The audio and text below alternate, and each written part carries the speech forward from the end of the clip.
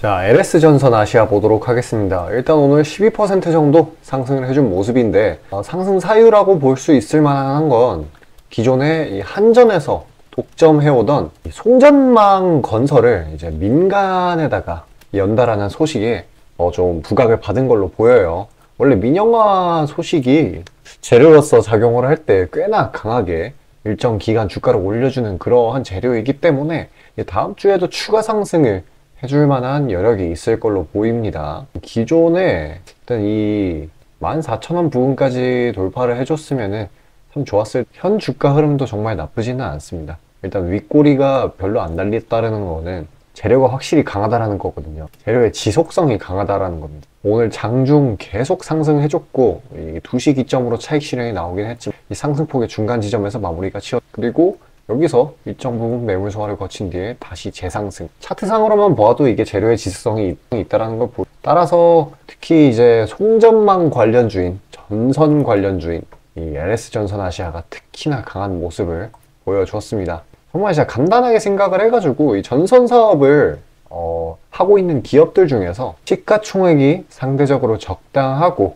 차트의 추세가 좀 괜찮은 종목을 보는 게 괜찮거든요. 근데 이 LS전선 아시아의 경우에는 시총이 조금 커지긴 했어요, 이번에. 그래가지고 올라가는 속도가 아마 좀 더뎌질 텐데, 그럼에도 불구하고 아무래도 지지가 생각보다 잘 나오는 그런 종목이기 때문에요. 기존의 이슈들을 계속해서 많이 만들어냈었기도 했어. 그래서 다른 종목들은 아마 빠질 때 무섭게 빠지겠지만 LS전선 아시아는 추세를 좀 더 튼튼하게 만들어줄 만한 그런 종목이다. 그래서 좀 더 메리트가 있다라고 보시면 됩니다. 일단 한전에서 송전망 민영화도 그렇고 확실히 기존 적자를 얼마 전에 극복해냈었잖아요. 그래서 이거 이후로 확실히 다시 예전으로 돌아가려고 하지 않는 그런 모습을 보이는 걸로 보고 있습니다. 좀 이슈몰이가 좀 될 것 같아요. 지금 시장 특성상 신규 상장주들 위주로만 좀 관심이 많이 쏠리고 있는데 이런 것들은 은은하게 시장은 계속 남아있다가 재부각 받고 그럴 만한 이슈거든요. 그리고 아까 말씀드린 이 민영화는 보통 차트 힘이 굉장히 강하다. 부각을 물론 이제 다른 종목들, 이 전선 송전망 관련주들 중에서 시총이 좀 더 작은 종목들이 더 강하게 상승을 해줄 수는 있어요. 근데 말씀드렸다시피 친구는 지지가 좀 더 잘 나온다 라는 거 기억하시길. 자, 아침에 시간이 없으신 분들을 위해 장 전에 당일 부각 모멘텀 그리고 시세 분출 종목 매일 아침에 구독자분들께 보내드리고 있습니다. 자, 쓰잘데기 없는 이 정크 가짜 정보들 다 필터링 거친 뒤에 정제된 정보들이고요. 당일 부각 이슈들로만 정리해서 보내드립니다. 자, 시장에는 한 가지 진리가 있어요. 아무리 초특급 악재가 터져도 막 해가 서쪽에서 뜬다고 하더라도 이 아침에 시장이 개장을 했을 때 반드시 튀어오르는 종목은 항상 존재해요.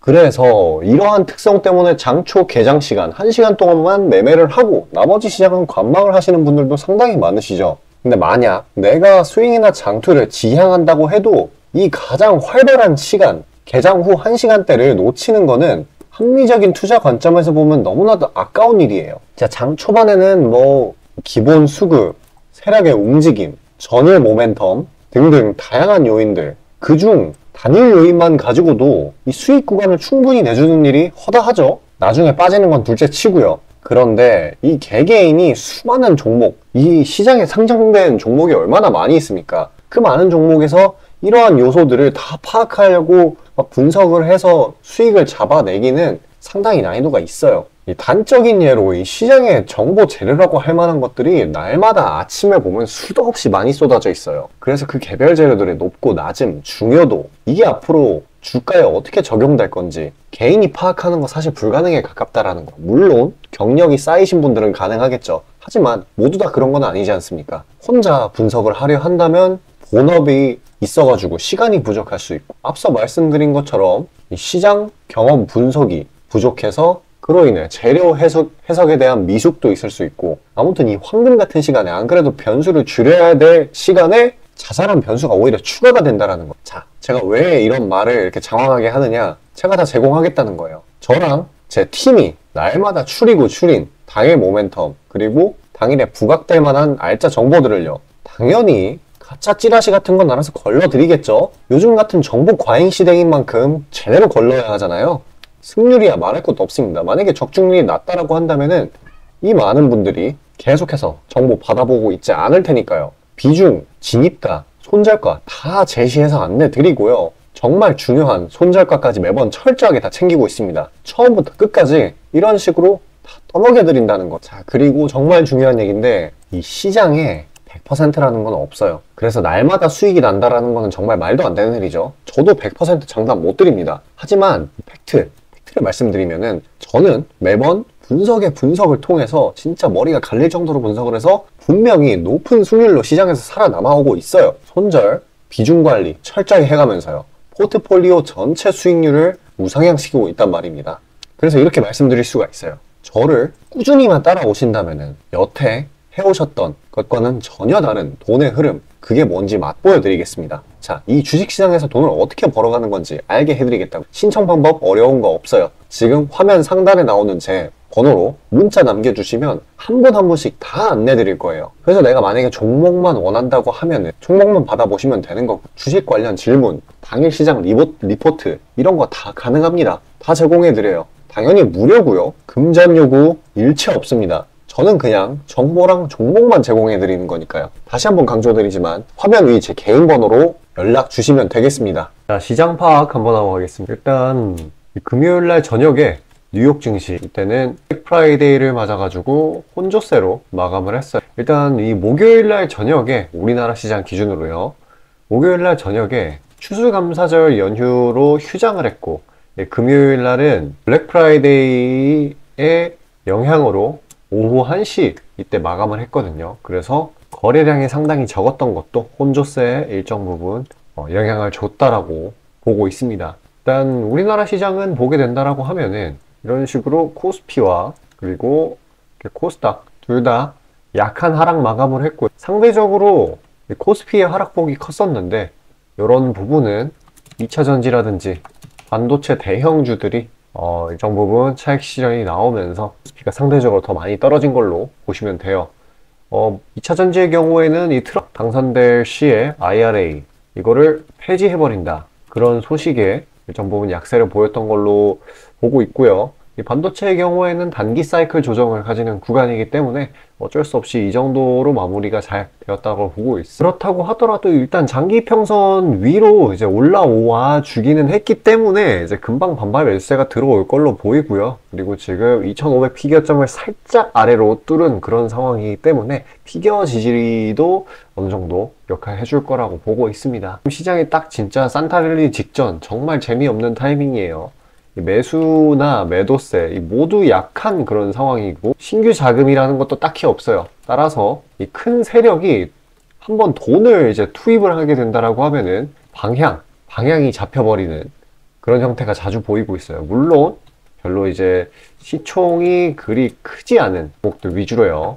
그래서 지금 정치 테마주들이 굉장히 강한 거고, 바이오가 강한 거고, 기존에 이런 추세를 형성을 했었던 테마주들, 뭐 로봇 테마라든지 뭐 AI 이런 친구들이 생각보다 안 가는 거는 큰 손들이 그쪽에다 돈을 당장은 넣고 있지 않기 때문에 보시면 됩니다. 그리고 중요한 게 금융 환경, 지금 이제 금리 인하에 대한 기대감이 계속 생기고 있는데, 당장은 고금리 환경이 맞잖아요. 아직은 내리지는 않았습니다. 그렇기 때문에 기업 입장에서 투자를 못하고 고용도 못하고 배당도 못 주고, 그리고 특히 우리나라 기업들의 경우에는 자사주 매입 소각을 거의 안 하죠. 그렇기 때문에 뭐 우리나라 시장뿐만 아니라 미국 시장에서도 이 M7, 매그니피센트 7이라고 7개의 거대한 기업입니다. 엔비디아, 테슬라 그런 친구들 있잖아요. 일단 뭐 분야를 나눈다라고 하면은 AI 쪽, 그리고 자율주행, 그리고 XR은 뭐 메타 이 정도가 있을 수 있겠고,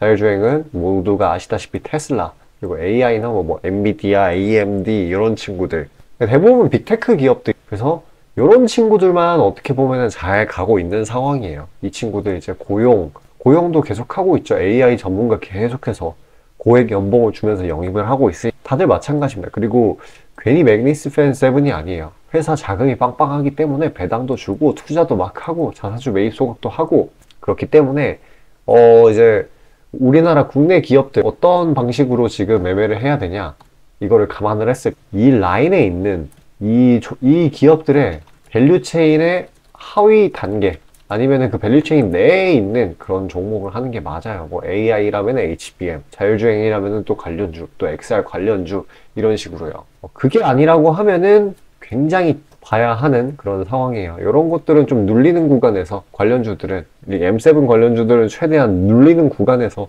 들어가 주고 일정 부분 보유 기간을 길게 잡아주는 게 맞고요. 그 이외의 종목들, 뭐 정치 테마주, 아니면 신규 상장 종목들 굉장히 잘 가고 있잖아요. 그런 친구들은 최대한 짧게 봐줘야 됩니다. 그 정태주 특성상 빠르게 이슈아웃이 되는 것도 물론 있기는 하지만은, 이런 이 M7 관련이 정확히 아니라고 하면은 길게 보는 거는 현명하지가 않은, 정말로 진짜 이제 국내 기업이 테마주, 특히 이제 급등하는 종목들을 굉장히 좋아하기 때문에 좀 이상 현상이 자꾸 생기고 있어요. 근데 이런 거 잘못 물리면은 진짜 뼈 아픕니다. 그러니까 최대한 짧게 보셔가지고 수익 보는 거 좋아요. 그러니까 제가 뭐 가치주만 하라고 하는 게, 말씀드리는 게 아니고, 그 종목에 따른 종목, 그리고 섹터에 따른 전략이 있는데, 그냥 오를 때까지 주구장창 기다리기만 하시는 분들이 너무 많기 때문에 그러지 마라고 말씀드리는 겁니다.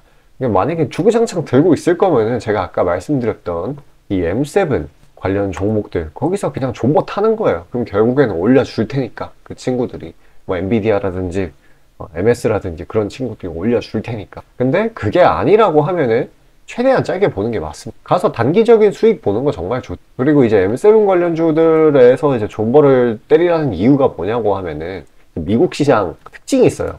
왜냐면은 걔네들은 단타를 하면은 수수료, 세금, 이거를 진짜 어마어마하게 때려요. 근데 이게 뭐 보유기간이 1년 넘어가고 그럴수록 이게 기하급수적으로 줄어들게 됩니다. 그냥 시장 자체가 자사주 매입 소각도 막 하고, 이런 수수료적인 시스템적인 부분에서도 그쪽에서는 장려를 해요. 우리나라 시장처럼 막 천하제일 단타대회 이렇게 벌어지는 그런 장이 아니에요. 그렇기 때문에 이쪽은 볼 거면 최대한 짧게 보고, 길게 내가 존버를 할 거다, 내가 손절 잘 못한다 라고 하시는 분들은 이 M7 관련 종목들 눌리는 구간에서 최대한 안전하게 들어가시는 걸 권해드려요. M7 관련 종목들 뭐 있는지 잘 모르겠다, 어떤 게 괜찮은지 잘 모르겠다 하시는 분들은요, 이 화면 상단 위에 보이시는 저 번호로 숫자 5 보내주시면은 제가 알아서 다시 보내드리고 있습니다.